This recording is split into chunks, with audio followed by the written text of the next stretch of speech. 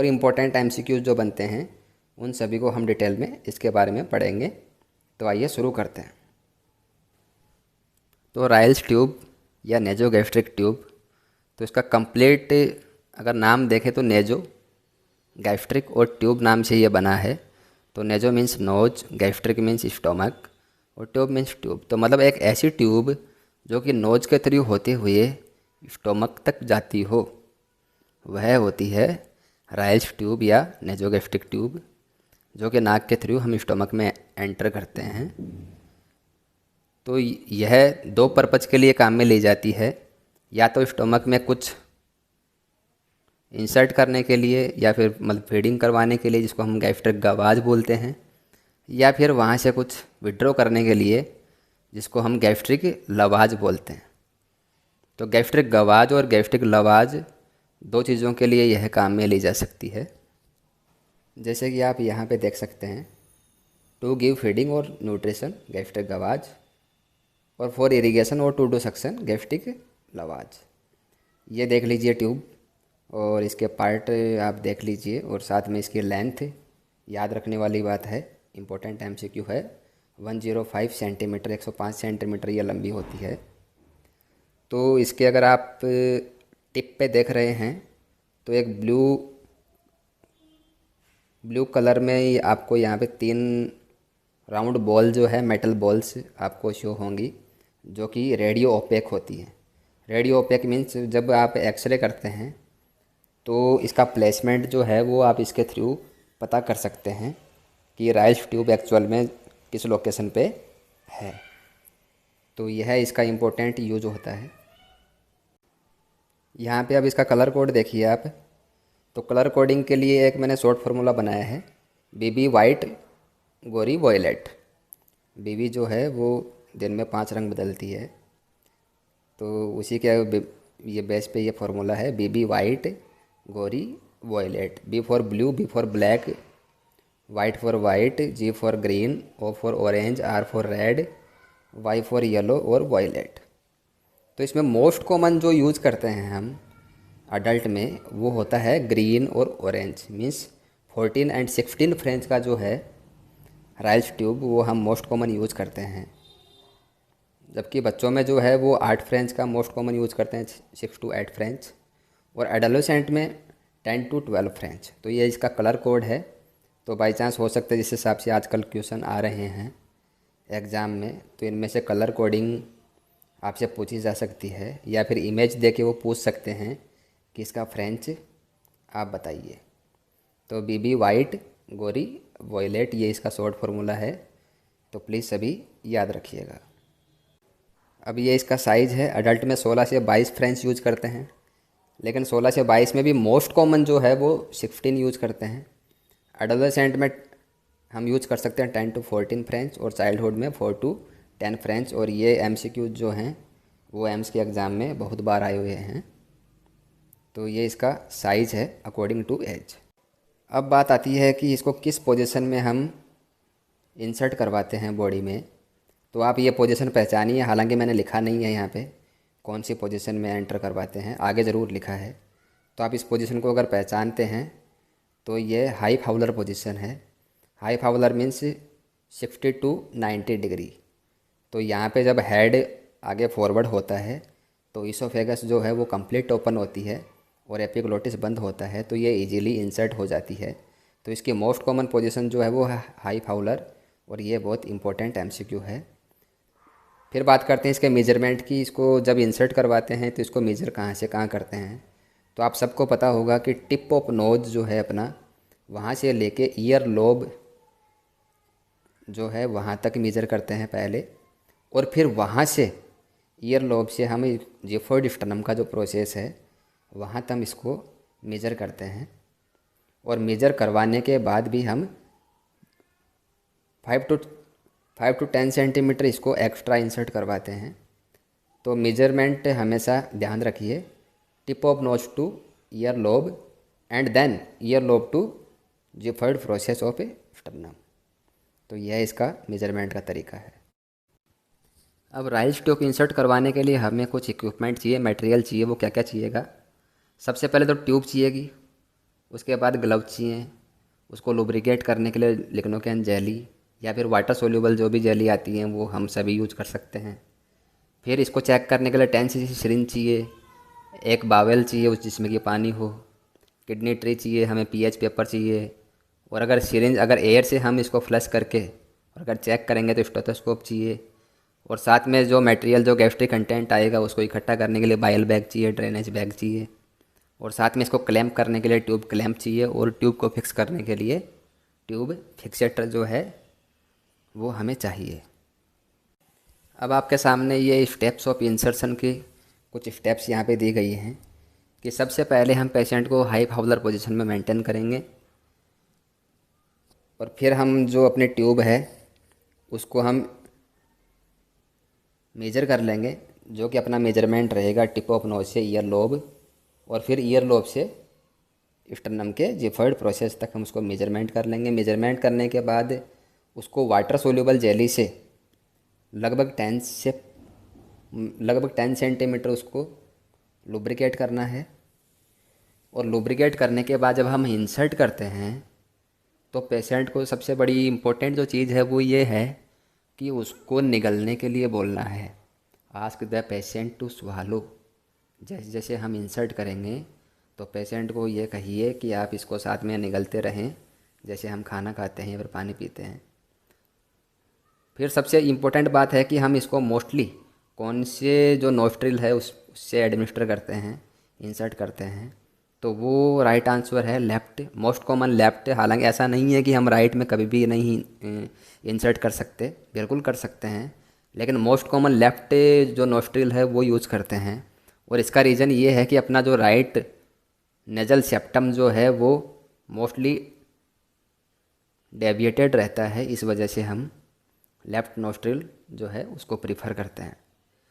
तो फिर जब हम इंसर्ट कर रहे हैं और पेशेंट साथ में स्वालो कर रहा है, लेकिन अगर वो इजीली अगर कोई कफिंग या चोकिंग अगर नहीं होती तो बिल्कुल सही गई है ट्यूब स्टोमक में, लेकिन अगर उसको चोकिंग है, कफिंग है, तो इसका मतलब ये है कि यह ट्रेकिया में चली गई है, तो इसको विड्रॉ करना है और दोबारा से रीइंसर्ट करना है। लेकिन अगर ये सब नहीं होता तो इसका मतलब वो सही है, और अगर सही है तो फिर उसका जो प्लेसमेंट है उसको अपने को कंफर्म करना है कि वो क्या बिल्कुल सही जगह है। तो कंफर्म कैसे करते हैं? सबसे पहला है चेस्ट एक्सरे के द्वारा, लेकिन ये मेथड मोस्ट रिलायबल है, मोस्ट एक्यूरेट है, लेकिन सबसे कम यूज़ किया जाता है। जबकि मोस्ट कॉमन जो हम यूज़ करते हैं वो है एयर के द्वारा। हम क्या करते हैं, एक 10 ml सिरिंज लेते हैं, उसमें 10 ml एयर लेते हैं, और एकदम से उसको जो राइस ट्यूब है उसमें फ्लश करते हैं, और स्टेथोस्कोप जो है उसकी सहायता से हम उसका जो एक्यूरेट जो प्लेसमेंट है उसका पता लगाते हैं। लेकिन तीसरा मेथड ये भी आता है कि आप जो गैस्ट्रिक के जो कंटेंट हैं उसकी जो पीएच है उसका पता लगा के भी आप चेक कर सकते हैं कि क्या राइस ट्यूब जो है, फीडिंग ट्यूब जो है वो क्या स्टोमक में है। तो अगर पीएच अगर 4 से कम आता है तो इसका मतलब ये है कि वो स्टोमक में है। या फिर हमने जो एक बावेल लिया था पानी वाला जिसमें पानी था, तो ट्यूब जो है बाहरी वो जो इसका सिरा है उसको हम उस पानी के बावेल में अगर डिप करेंगे तो अगर एयर बबल आ रहे हैं तो इसका मतलब वो ट्रेकिया में है, और अगर एयर बबल नहीं आ रहे हैं तो इसका मतलब वो स्टोमक में है। लेकिन अगर एयर बबल आते हैं तो हमें इसको वापस से विड्रॉ कर लेना है और फिर दोबारा से इंसर्ट करवाना है। अब इसका सबसे इम्पोर्टेंट पार्ट आता है कि राइस ट्यूब जो हैं वो भी अलग अलग प्रकार की आती हैं, सिंगल ल्यूमेन वाली, डबल ल्यूमेन वाली, तो इनके बारे में हम पढ़ेंगे। तो सबसे पहली है single lumen tube. Single lumen tube जो कि मोस्ट कॉमन यूज करते हैं 3 प्रकार की हैं। लेवाइन ट्यूब जो कि ओनली स्टोमक तक जाती है, इसीलिए इसको गैस्ट्रिक ट्यूब भी कहते हैं, ये ओनली फीडिंग के लिए काम में लेते हैं। नंबर 2 जो है वो है कैंटोर ट्यूब जो कि इंटेस्टाइन तक जाती है, तो ये इंटेस्टाइनल ट्यूब है।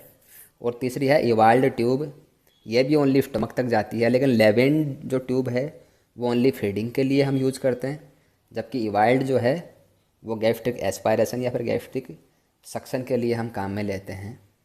अब हम नेक्स्ट देखेंगे कि ये जो ट्यूब हैं इनके आप डायग्राम देख लीजिए और इनको इजीली पहचान लीजिए, क्योंकि आजकल एम्स में स्किल टेस्ट भी होते हैं, तो हो सकता है कि आपके सामने ये ट्यूब रखती जाए तो आप इनको इजीली पहचान सकें।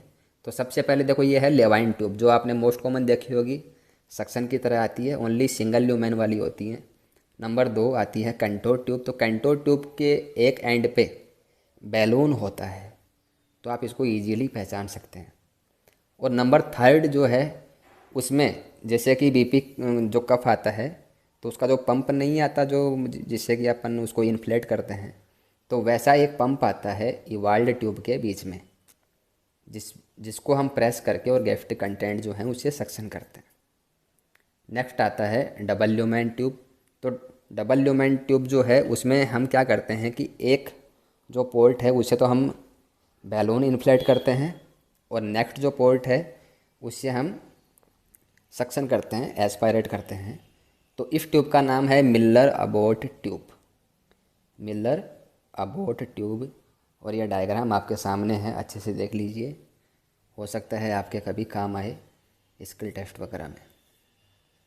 नेक्स्ट आता है 3 ल्यूमेन ट्यूब।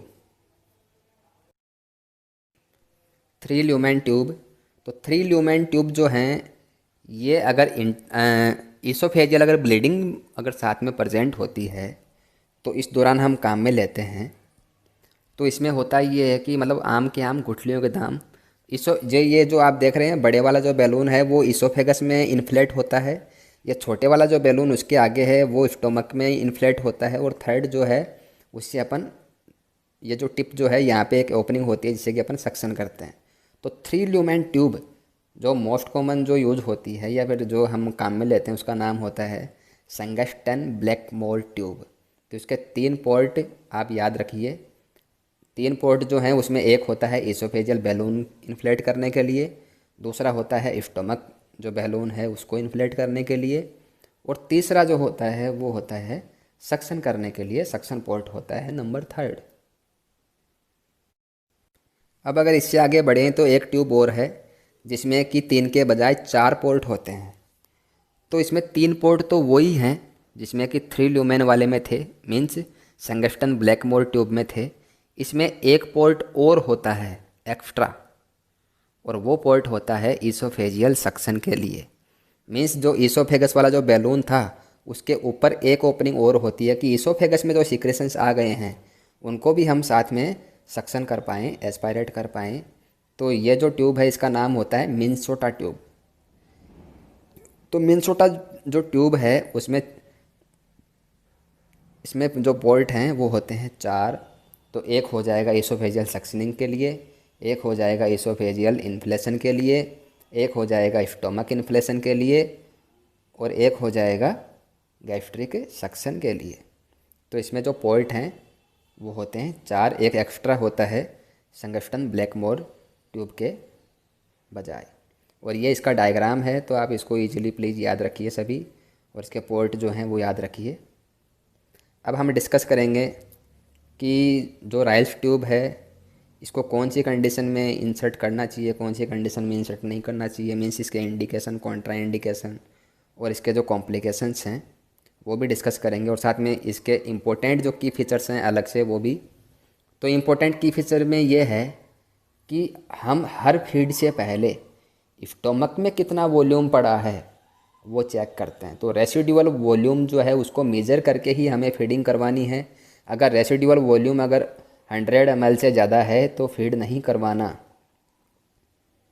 फिर साथ में ये है कि जब भी हम मेडिसिन देंगे तो मेडिसिन को 15 से 30 ml जो वाटर है उसमें अच्छे से डिजोल्व करेंगे, और डिजोल्व करने के बाद ही देंगे। और मेडिसिन देने के बाद भी 30 से 50 ml जो वाटर है उससे इसको फ्लश करेंगे। और फ्लश करने के बाद हर फीड के बाद या मेडिसिन देने के बाद लगभग आधे से 1 घंटे जो ट्यूब है उसको अच्छे से क्लैंप करेंगे। तो इसको क्लैंप रखेंगे हम आधे से 1 घंटे ताकि वापस से एस्पिरेट ना हो। अब हम जानेंगे इसका कॉन्ट्रा इंडिकेशन, कौन कौन सी कंडीशन में राइल्स ट्यूब जो है वो इंसर्ट नहीं करनी चाहिए। तो पहला है नेक ट्रॉमा, या नेक अगर फ्रैक्चर वगैरह हो तो हमें इंसर्ट नहीं करवानी है। साथ में अगर ईसोफेजियल परफोरेशन अगर आपको लग रहा है उस कंडीशन में नहीं। अगर पेशेंट के ब्लीडिंग डिसऑर्डर्स हैं तो भी नहीं। और साथ में अगर कोई नेजल सर्जरी हुई है या फिर नोज के थ्रू कोई ब्रेन का अगर कोई सर्जरी हुआ है तो भी हमें जो है राइल्स ट्यूब इंसर्ट करवाने से बचना चाहिए। अब हम पढ़ते हैं इसके कॉम्प्लिकेशंस। तो कॉम्प्लिकेशंस में ये है, हालांकि मोस्ट कॉमन कोई सिग्निफिकेंट कॉम्प्लिकेशन नहीं है इसके। एक तो यही है कि अगर नोज ब्लीडिंग हो सकता है, अगर ब्लीडिंग या डिसऑर्डर वगैरह हो, या फिर अगर अपन ने सही पोजीशन ना यूज किया हो, या फिर हमने फोर्सफुली अगर ट्यूब इंसर्ट की हो तो नोज ब्लीड हो सकता है। साथ में अगर इसोफेजियल अगर कोई अल्सर वगैरह वगैरह वहाँ पे हो तो हम इसोफेगस को परफोरेट कर देंगे ज़बरदस्ती इंसर्ट करवा के, तो इसोफेजियल परफोरेशन के चांसेस वहाँ पे बढ़ जाएंगे। तो ये इसका कॉम्प्लिकेशन है, एक ये कॉम्प्लिकेशन भी है और एक ये कॉन्ट्राइंडिकेशन भी है, दोनों चीज़ें हैं। और साथ में मतलब जो साइनसेस जो होते हैं नजल कैविटी में, उनका इन्फ्लामेशन